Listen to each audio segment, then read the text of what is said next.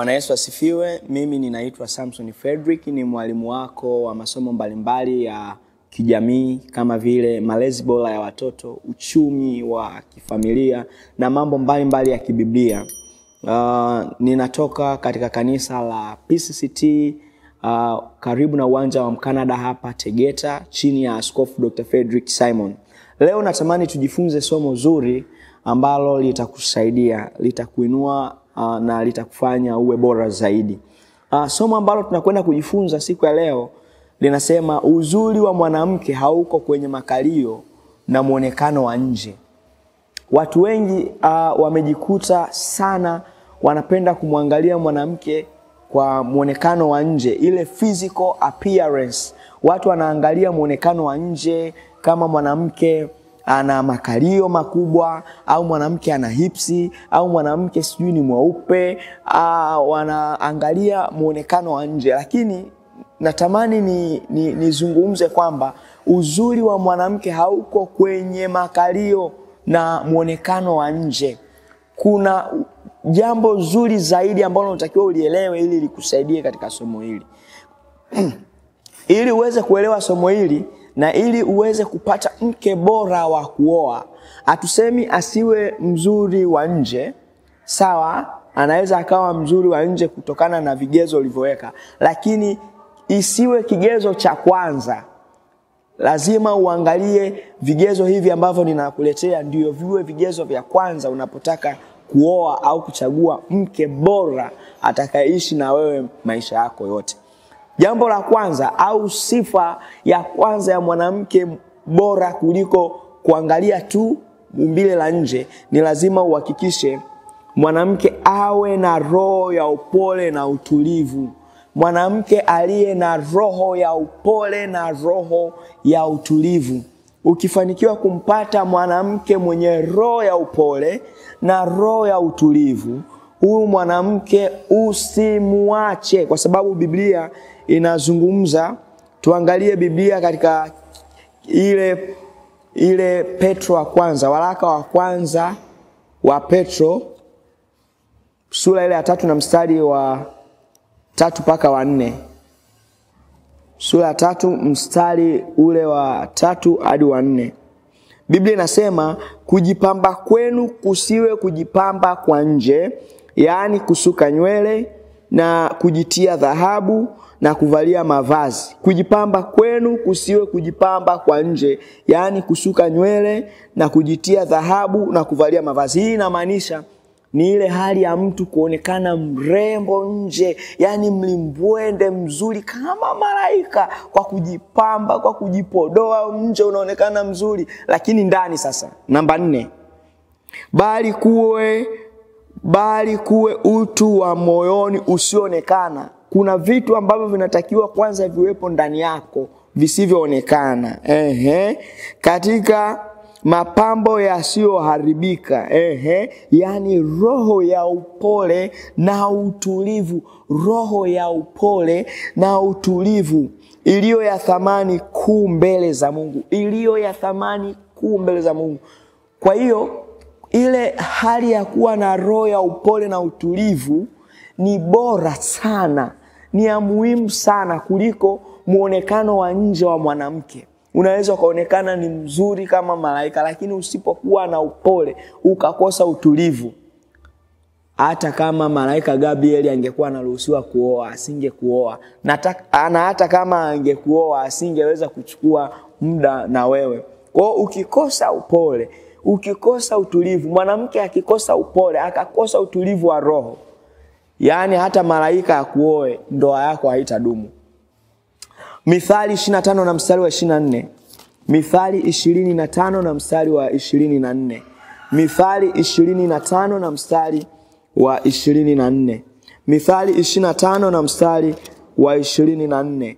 Biblia inasema, ni afadhali kukaa katika pembe ya darini kuliko katika nyumba pamoja na mwanamke mgomvi. Ni afadhali kukaa katika pembe ya darini kuliko katika nyumba pamoja na mwanamke mgomvi. Yaani kuliko kukaa na mwanamke mgomvi katika nyumba moja, ni afadhali uchukue godoro lako ulihamishie darini juu ya dari. Just imagine, hebu piga picha kwamba ni rahisi kiasi gani kuchukua godoro uhamishie kwenye dari ya nyumba eti ndo ukalale huko. Biblia inasema ni afadhali sasa wewe ukae darini kuliko kukaa pamoja na mwanamke mgomvi. Kwa hiyo mwanamke ukiwa mgomvi, yani hautaweza kusurvive kwenye ndoa yako, utapata shida. Kwa hiyo ili uweze kuonekana ni mwanamke bora, ni mwanamke mzuri, ni mwanamke unayefaa kuishi na mume, ni lazima uhakikishe kwamba hauwi mgomvi. Maana yake lazima ujishushe, lazima uwe ni mtu mwenye busara, ni lazima uwe ni mtu ambaye hata kama ni kweli umeumizwa, umechokozwa, uweze kuhandle vitu kwa namna njema, usiwe mgomvi. Namba tatu, mwanamke mwenye akili ya maisha. Ili uweze kuwa mwanamke mzuri na wanaume watamani kukuoa, ni lazima ujitahidi uwe na akili ya maisha. Ukiwa mzuri sawa, lakini uzuri pasipokuwa na akili ni changamoto. Uzuri pasipokuwa na akili ya maisha ya mambo mbalimbali ni changamoto. Mithali 11:22. Mithali 11 na mstari wa 22. Mithali 11 na mstari wa 22, Biblia inasema, kama pete ya dhahabu katika pua ya nguruwe, kama pete ya dhahabu katika pua ya nguruwe, kadhalika mwanamke mzuri asiye na akili. Unaona? Kama pete ya dhahabu katika pua ya nguruwe, kadhalika mwanamke mzuri asiye na akili. Kumbe ukiwa ni mwanamke mzuri, sawa, makalio Mungu amekupa, sawa, amekupa hipsi, amekupa kila sifa ambayo kwa nje unaonekana ni mzuri, lakini ukikosa akili, unafananishwa na pete ya dhahabu iliyopo puani kwa nguruwe. Maana yake ni sawa na nguruwe aliyevalishwa pete ya dhahabu. It's too bad. Ili uweze kuwa mwanamke bora, ni lazima uhakikishe uwe na akili ya maisha, uwe na akili ya maisha. Usipokuwa na akili, hata kama ni mzuri, Biblia inakufananisha wewe ni sawa na nguruwe aliyevalishwa pete ya dhahabu. Kwa hiyo uzuri itakuwa ni dhahabu ambayo iko kwenye pua lako, lakini sasa wewe mwenyewe hadhi yako ni sawa na nguruwe. Unaweza ukapiga picha. Namba 4, mwanamke asiye mvivu afanyie kazi zake vizuri. Kuna wanawake ni wavivu. Yaani mwanamke ni mvivu jamani, mvivu. Ukienda hata kumtembelea huyu unakuta chumba kinanuka. Yaani umeingia pale hauna mafua, lakini unatoka na mafua, unapiga. Mvivu, mchafu, hajipendi, hajiweki safi. Sorry. Unapokuwa mwanamke mvivu usiyependa kufanya kazi zako vizuri, wewe hakuna mwanaume ambaye atapenda kukuoa. Hakuna mwanaume ambaye atapenda kuwa na wewe. Ili uweze kuwavutia wanaume wengi, kuwa mchapakazi, piga kazi, fanya kazi yako kwa bidii. Mithali 31. Mithali 31 inaelezea mwanamke bora hapa. Hapa kuna mistari mingi kidogo.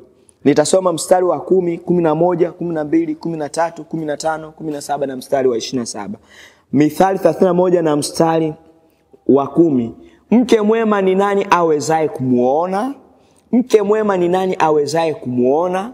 Maana kima chake chapita kima cha marijani.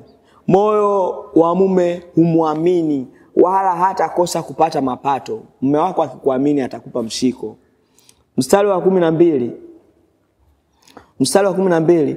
Humtendea mema wala si mabaya siku zote za maisha yake. Huyu mwanamke anakuwa ni mwanamke wa kutenda mema tu kwa mume wake, wala si mabaya. Mstari wa 13. Utafuta sufu na kitani, ufanya kazi yake ya mikono kwa moyo. Ufanya kazi yake ya mikono kwa moyo. Unamkuta ni mama anafanya kazi kwa moyo. Mara akachukua kazi za nyumbani pale anafanya kwa moyo, mara kachukua fagio amefagia, mara kachukua dekio kadeki, kafanya kazi za usafi anafanya kwa moyo. Lakini ukiwa mvivu, ukawa mvivu ambaye yani ni mvivu katika kufanya kazi zako za mikono, ngumu sana, itakuwa ya ngumu sana. Mstari wa 15, tena huamka kabla haujaisha usiku, huwapa watu wa nyumbani mwake chakula na wajakazi wake sehemu zao. Yani ni mchapakazi, unaamka kabla usiku haujaisha kupiga kazi za nyumbani, unafanya shughuli, unafanya yale ya kupasayo kuyafanya. Mwanamke ni lazima uhakikishe unafanya kazi, acha uvivu, kujilealea. Chumba chenyewe unachokaa kinanuka unafikiri ni jalala la site. Jitahidi kuwa msafi, jitahidi kufanya kazi za mikono vizuri. Umeona? Ukisoma mstari wa 17, ujifunga nguvu mikononi kama mshipi, utia mikono yake nguvu. Usiwe mlegevu, kufanya kazi uwezi, kuchota maji uwezi, kudeki uwezi, kupika ujui, kila kitu hujui, nani atakayekuoa? Lakini ukisoma mstari wa 27, uangalia sana njia za watu wa nyumbani mwake, wala hali chakula cha uvivu. Don't be lazy. Ukiwa mvivu, hakuna mtu anayependa kuoa mvivu, goigoi, asiyeweza kufanya kazi. Lakini jambo la 5, mwanamke mwenye hekima asiye mpumbavu. Ukiwa ni mwanamke mwenye hekima, mwanamke mwenye busara, mwanamke usiye mpumbavu, kila mwanaume anatamani akuoe kwa sababu ya ile hekima yako, ya ile busara ulionayo. Ukiangalia Mithali 14 na mstari wa 1. Mithali 14 na mstari wa 1. Biblia inasema, kila mwanamke aliye na hekima hujenga nyumba yake. Kila mwanamke aliye na hekima hujenga nyumba yake. Lakini Biblia yake inasema, bali aliye mpumbavu huibomoa kwa mikono yake mwenyewe. Kumbe mwanamke mpumbavu hubomoa nyumba yake kwa mikono yake mwenyewe. Ukiwa ni mwanamke usiyekuwa na busara, ukiwa ni mwanamke usiyekuwa na hekima, mikono yako mwenyewe itatumika kubomoa nyumba yako mwenyewe. Ni lazima uhakikishe una busara. Mithali 9 na mstari wa 13. Mithali 9 na mstari wa 13, Biblia inasema, mwanamke mpumbavu hupiga kelele, ni mjinga hajui kitu. Ukiwa ni mwanamke wa kuongea sana, kupiga kelele sana, yani kama vuvuzela, unaongea sana kupita maelezo. Jamani, hata mimi mwenyewe sipendi mwanamke ambaye yani anaongea sana, apiga kelele. Jinsi unapokuwa unaongea sana ni sawasawa na nyuki ambaye anapita sikioni. Unatamani umpige kofi hivi. Unatamani umpige kofi. Ukiwa ni mwanamke mwenye makelele mengi, mwenye kuongea sana, kuongea kupita kiasi, hakuna mwanaume yoyote ambaye anaweza akatamani kuishi na wewe. Utakuwa ni mwanamke mwenye kero, utakuwa mwanamke mwenye kukera mume wako, na wakati mwingine mume wako anaweza akafa hata kwa pressure. Lakini jambo lingine, mwanamke asiye na mitego kwa wanaume. Kuna mwanamke yani yeye kazi yake anafikiri akiwa ni mwanamke ambaye amevaa nguo za uchi, amevaa nguo za kumbana, ameacha matiti wazi, ameweka namna fulani za mitego, ndo anafikiri kwamba ndio anaweza akapata fursa ya kuolewa. Sikiliza, mimi nimefanya utafiti, nimegundua warembo wengi wazuri sana hata waolewaji. Wanakuja kuolewa watu wa kawaida, tena wauza viazi hapo sokoni, wote wana waume wale wameolewa. Lakini wewe mrembo, umejichubua, umejiweka huku, unavaa masuruali, unavaa vimini, matiti yote umeyaboost, umeyaweka, mara umeboost hadi makalio, watu hawakuoi. Kwa nini? Watu sasa hivi hawaangalii hayo. Ukiwa na mitego, mwanaume anajua ninaenda kuoa kahaba, na huyu hatakuwa mke wangu peke yangu, atakuwa ni mke wa jamii nzima. Kwa hiyo mwanamke asiye na mitego kwa wanaume, jiepushe sana kuwa mwanamke wa kuwatega wanaume ili uweze kupendwa. Hakuna mwanaume atakaye kupenda kwa sababu ya umejiweka kwa staili za mitego. Badala yake watakuja, watakutumia na watakuacha. Mhubiri 7:26. Mhubiri 7:26. Mhubiri 7:26.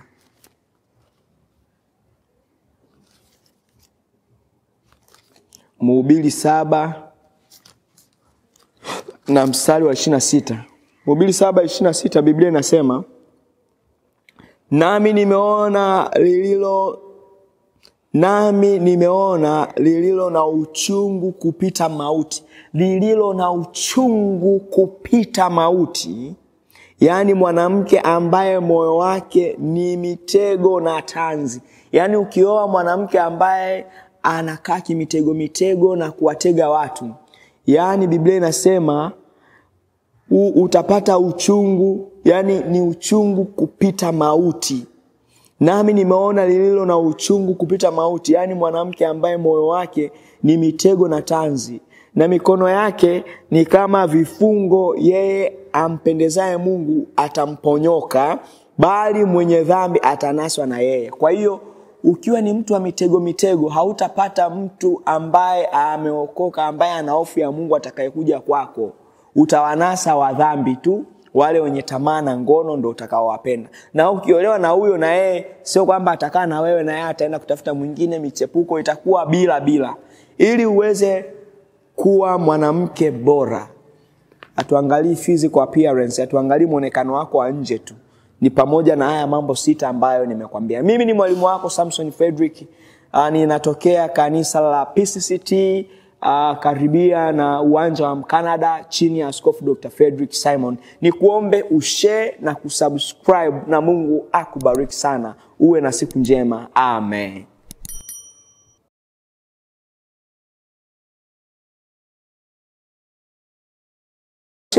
Yanaweza kubadilika. Usiwe mjuaji sana na kuwaona wengine hawana akili kabisa. Yani wewe ndio mwenye akili, wewe ndio mwenye busara. Yani unaona kwamba wewe ndio wewe, hakuna ambaye anaweza akakuzingua. Una hela, una akili, umesoma. Yani wewe unaona wewe ndio wewe. You will not reach far away. Hautafika mbali. Badala yake watu watakuwa hawakupendi, watakuchukia. Unajua hata kama ukiwa na hela, ukawa na mali, alafu katengwa na jamii yako nzima, itakusaidia nini? Sikiliza, usijione wewe ndio mwenye akili sana kuliko wengine, wewe ndio mjanja mno kuliko wengine, wewe ndio mwenye busara sana kuliko wengine, ukajiona wengine wote ni kama masisimizi, mapanzi. Utakuwa unakosea sana. Ishi vizuri na jamii yako. Na ukiangalia katika ili andiko la Warumi 12:16 tulilotoka kusoma, Biblia inasema, mpatane nia zenu ninyi kwa ninyi, msinie yaliyo makuu, lakini mkubali kushughulishwa na mambo manyonge. Msiwe watu wa kujivunia akili. Kujivunia, yani usiwe mtu wa kujivunia akili, yani kwamba yani wewe ndio umesoma, unajivunia mali, unaona yani wewe ndio wewe, yani wewe ndio umemaliza. I say, brother, dada, you are wrong totally. Kwa sababu maisha yanabadilika. Tumeona wengi walikuwa kama wewe, lakini walishushwa wakawa wanaishi maisha ya chini, na kwa sababu waliishi vibaya walikosa msaada. Lakini ukisoma Mithali 3 na mstari wa 7. Mithali 3 na mstari wa 7. Mithali 3 na mstari wa 7, Biblia inasema, usiwe mwenye hekima machoni pako, mche Bwana ukajiepushe na uovu. Usiwe mwenye hekima machoni pako, mche Bwana ukajiepushe na uovu. Kuna wakati mwingine mtu anaweza akawa na hekima machoni pake mwenyewe, kumbe katika upande mwingine unaharibu, unavuruga na unasababisha watu kutamani kukaa mbali na wewe. Unajua kuna mtu ambaye ukisikia hata jina lake unatamani ukae mbali. Kwa nini? Matendo, vituko, mambo yanayoendelea yanakufanya watu watamani kukaa mbali na wewe, wasisikie hata jina lako. Okay, Mithali 16 na mstari wa 5. Mithali 16 na mstari wa 5. Mithali 16 na mstari wa 5. Kila mwenye moyo wa kiburi ni chukizo kwa Bwana. Kila mwenye moyo wa kiburi ni chukizo kwa Bwana, hakika hata kosa adhabu. Kiburi, majivuno, majigambo, hakuna kama mimi ni mzuri, mimi nina pesa. Ukiwa unajivuna na kuwaona wenzako hawana akili, yani ni kama hawana akili, yani Bwana, wewe utakuwa unajitengenezea changamoto. Kumbuka somo letu lilikuwa ni kwamba ni mambo gani unatakiwa ufanye ili watu wakupende zaidi na kujitengenezea kibali. Tumeona mambo 7, au mambo 7 yatakusaidia sana kutengeneza kibali na kukubalika na watu. Mimi ni mwalimu wako Samson Frederick, ninayetokea kanisa la Pentecoste lililoko uwanja wa Canada chini ya Askofu Dr. Frederick Simon. Mungu akubariki sana. Usisahau kushare na kusubscribe. Mungu akubariki, uwe na siku njema. Amen.